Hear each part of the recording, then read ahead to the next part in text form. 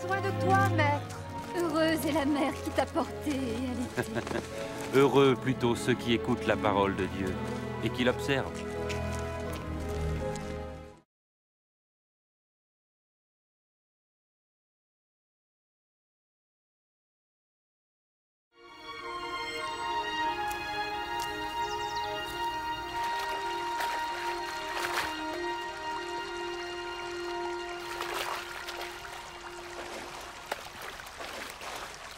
Apprends-nous à prier, comme Jean l'a appris à ses disciples.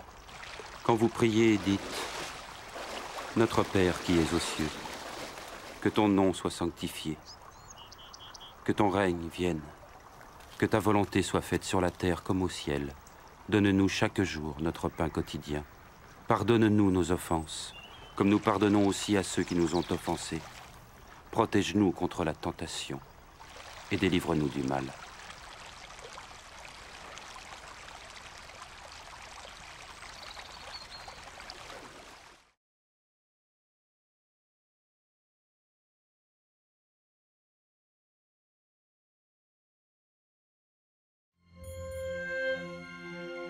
Dans les Saintes Écritures, Dieu déclare que le Messie viendrait pour être le sauveur du monde.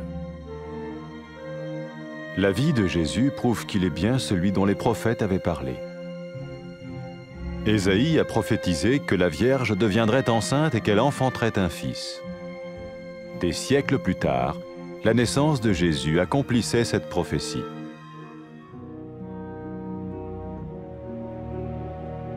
Les Saintes Écritures déclaraient que le saint à naître serait appelé le Fils de Dieu. Cela signifiait que Jésus serait le Fils de Dieu au sens spirituel et non au sens physique. Nous le voyons par sa manière de vivre. Il a guéri des malades, il a pardonné leurs péchés, les a ramenés à Dieu et leur a promis une place dans le royaume éternel de Dieu. Il s'est offert lui-même en sacrifice pour le péché à leur place. Puis il est revenu à la vie, victorieux sur la mort selon le plan de Dieu. Jésus a dit « Personne ne me prend la vie, mais je la donne de ma propre volonté. » La vie de Jésus n'a pas seulement accompli les écrits des prophètes, mais elle a aussi confirmé la vérité de la sainte parole de Dieu. Les prophètes avaient écrit « Ta parole, ô mon Dieu, est parfaite, elle dure à toujours. » Jésus lui-même a dit « Le ciel et la terre disparaîtront, tandis que mes paroles ne disparaîtront jamais. » Jésus est venu pour nous donner la vie dans toute sa plénitude. Mais quand l'homme a désobéi à Dieu dans le jardin d'Éden, il a choisi sa propre voie et ses actions l'ont séparé du Créateur.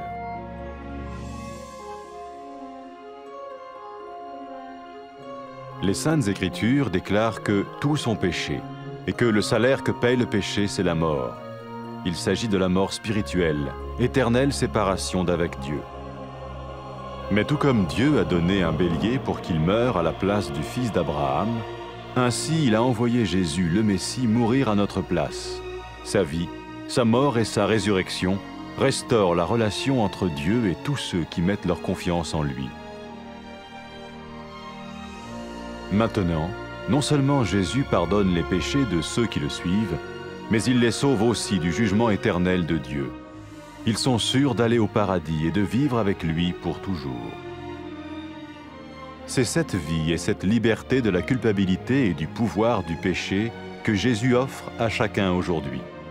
Cela ne veut pas dire suivre une religion, mais choisir d'avoir foi en Jésus qui dit « Je me tiens à la porte et je frappe. Si quelqu'un entend ma voix et ouvre la porte, j'entrerai chez lui. » Cela veut dire se tourner vers Dieu et croire que Jésus vient dans nos vies pardonner nos péchés et nous rendre tels qu'il veut que nous soyons. Il ne suffit pas d'approuver intellectuellement ce qu'il dit, ni de vivre une expérience émotionnelle. Nous le recevons par grâce, au moyen de la foi, par un acte de notre volonté. Lorsque quelqu'un est prêt à suivre Jésus le Messie, il peut lui parler par une simple prière. Peut-être êtes-vous prêt maintenant à ouvrir votre vie à Dieu. Si oui, vous pouvez vous joindre à la prière suivante, silencieusement. dans votre cœur. Seigneur Jésus, j'ai besoin de toi. Merci d'être mort sur la croix pour mes péchés.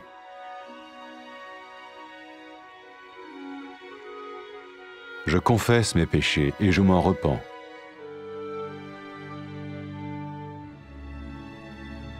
Je t'ouvre la porte de ma vie et je te reçois comme mon Sauveur et Seigneur.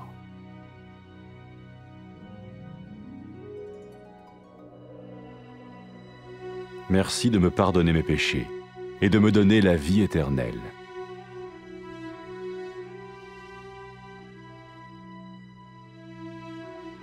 Fais de moi le genre de personne que tu veux que je sois.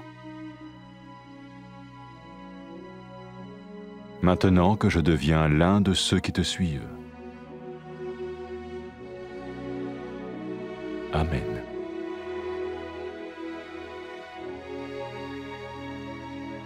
Jésus a dit à propos de ses disciples, « Mes brebis écoutent ma voix, je les connais et elles me suivent. » Pour expérimenter la vie en abondance promise par Jésus, ceux qui le suivent parlent à Dieu chaque jour dans la prière et lisent ou écoutent sa parole.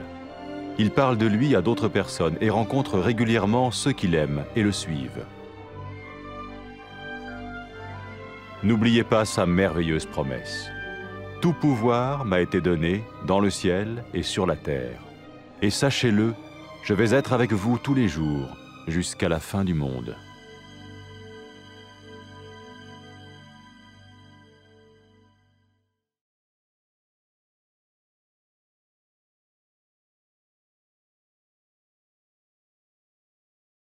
تو محتاج هستیم استاد. خوشا به حال او مادر که تو را به دنیا آورد.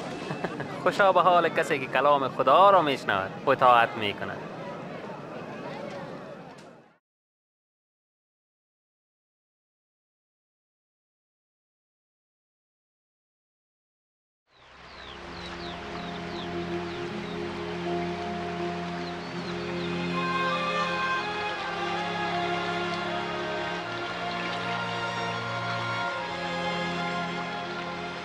دعا کردن البته فقط مثل که یحیی یاد داد. دعا کنید ای پدر آسمانی ما، نامت مقدس باد، دولت تو بیاید، اراده تو در زمین نیز اجرا شود. نان روزانه ما را بده، خطایای ما را ببخش چنان که آنانی را که به ما خطا کردند میبخشیم. ما را از وسوسه نگه دار و از شریر رهایی ده.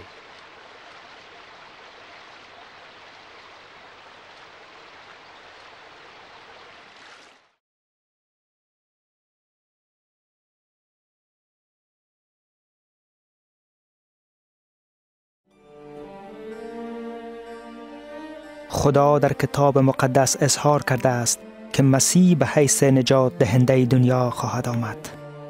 زندگی عیسی شهادت می دهد که او واقعاً آن کسی است که انبیا درباره او گفتند. اشعیا نبوت کرد که دختر باکره حامله شده پسری خواهد زایید.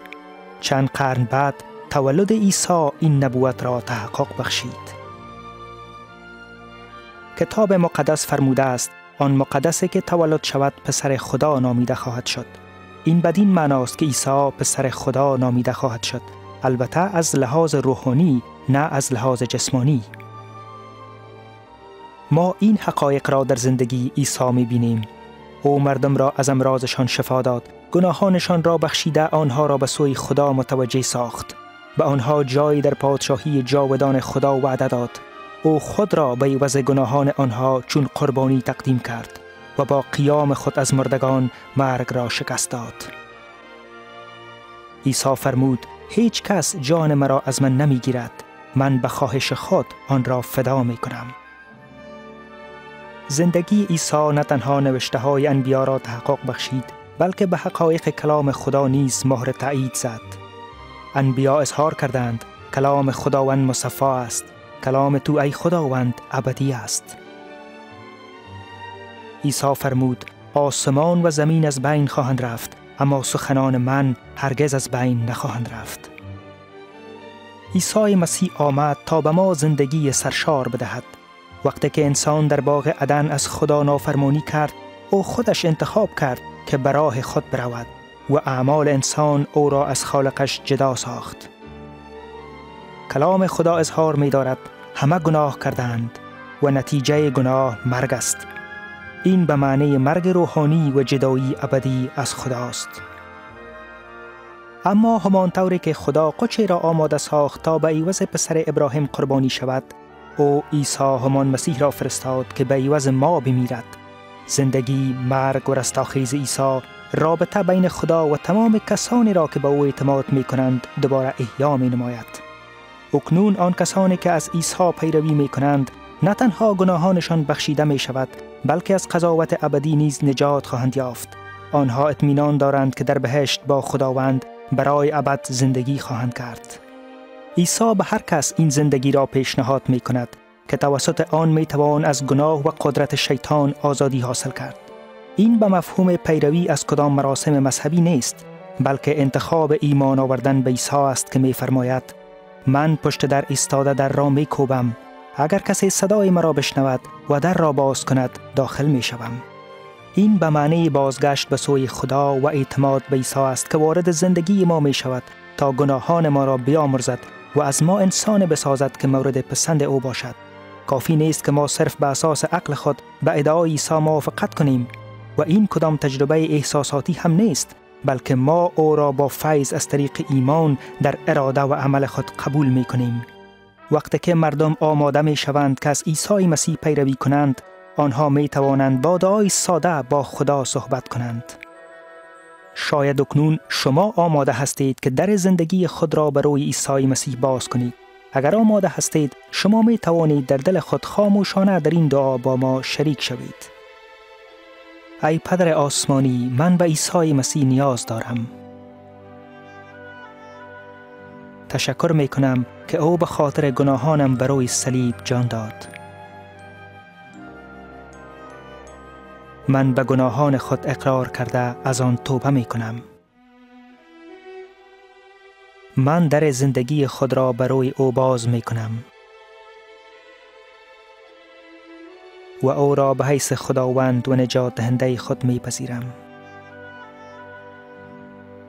تشکر می کنم که گناهانم را بخشیدی و به من زندگی جاودان عطا فرمودی. از من شخصی بساز که خودت می خواهی، تا من بتوانم یکی از پیروان عیسی باشم. آمین.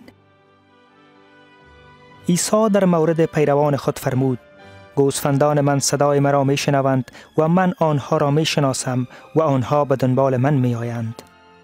با تجربه کردن زندگی سرشاری که عیسی وعده کرده است، پیروان او هر روز توسط دعا، خواندن یا شنیدن کلام خدا با خدا صحبت می کنند. آنها با دیگران نیز درباره عیسی صحبت می کنند و با کسانی که او را دوست دارند و از او پیروی می کنند به صورت منظم جمع می شوند. این وعده شگفت‌انگیز عیسی را به خاطر بیاورید: تمام قدرت در آسمان و بر روی زمین به من داده شده است و بدانید که من هر روزه تا آخر با شما هستم.